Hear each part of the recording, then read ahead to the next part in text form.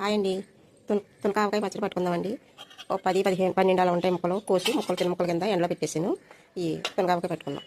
పచ్చడికి కావాల్సినవి మెంతి, ఆవాల పిండి, మెంతి పిండి, ఎల్లిపాయలు, కొంచెం పచ్చిమెంతులు, సాల్ట్, గ్లాస్ కారం, నూనె ప్యాకెట్.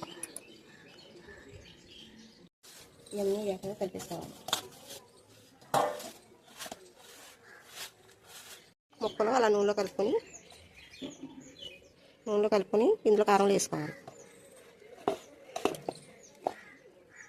కారం, ఉప్పు, కారం అంతా మసాలా పెట్టేలాగా కలిపేసుకోవాలి.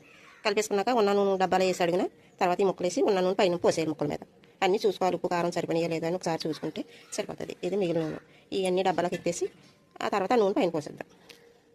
3వ రోజున మళ్ళీ ఒకసారి తీసుకుని కలుపుకోవాలి.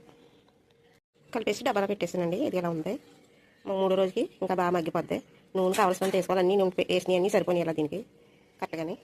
నా వీడియో నచ్చినట్టయితే లైక్ చేయండి, షేర్ చేయండి, సబ్స్క్రైబ్ చేసుకోండి. థ్యాంక్ యూ నా వీడియో చూసినందుకు.